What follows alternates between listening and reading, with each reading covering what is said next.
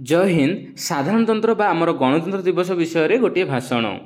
सम्माननीय सभापति महोदय, पूज्य गुरुजन वृंद, उपस्थित मोर प्रिय सान और बड़ भाई भौणी माने, आज ही पवित्र साधारणतंत्र दिवस विषय में मते किछि कहबाकू अनुमति मिलिथिबारु मु निजकू धन्य मने करुछि। आज हूँ 26 जनवरी 2024 मसीहा, आम देशर 75तम साधारणतंत्र दिवस। आमे प्रतिवर्ष 26 जनवरी को साधारणतंत्र दिवस बा गणतंत्र दिवस भावे पालन करि आसुछु 1950 मसीहारू। सेदिन थिला 1930 मसीहा जनवरी 26 तारिख, राबी नदीर तट कांग्रेसर लाहौर अधिवेशन। सेदिन पंडित जवाहरलाल नेहरूंको भाषण मुग्ध करिथिला पूरा भारतवासी को। ताहा थिला पूर्ण स्वराज्यर डाकरा।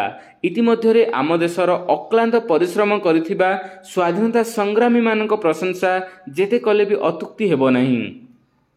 सेथिमध्यरु आम्भर जातिर पिता मोहनदास करमचंद गांधी, सुभाष चंद्र बोस, सरदार वल्लभ भाई पटेल, भगत सिंह, रानी लक्ष्मीबाई, लाला लजपत राय, लाल बहादुर शास्त्री एमिति बहुत वीर मानकर अवदान रही भारत को स्वाधीन करिबारे। एही वीर मानकर दृढ़ मनोबल एवं अक्लांत परिश्रम जोगु आम भारत 1947 मसीहा अगस्ट मास 14 तारिख मध्यरात्र स्वाधीनता लाभ कला।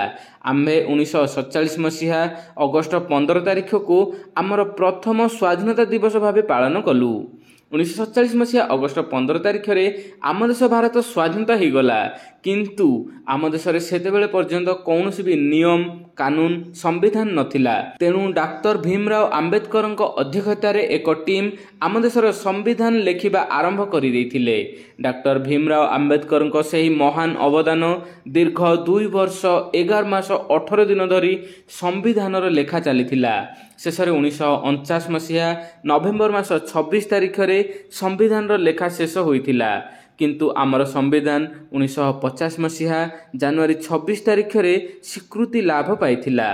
सही दिनठू आम्भे जनवरी 26 तारिख को गणतंत्र दिवस भावे पालन करि आसुछु। गण अर्थात लोक, तंत्र अर्थात शासन, माने लोक मानक शासन। सही दिनठू आम देश भारत को आमे सर्वनिरपेक्ष, धर्मनिरपेक्ष एवं साधारणतंत्र राष्ट्र भावे जानि आसुछु। आज आमे शपथ नेबा भारत को महान करी गढ़िबा। मु एतिकी कही मोर वक्तव्य शेष करुछि। जय हिंद, जय भारत।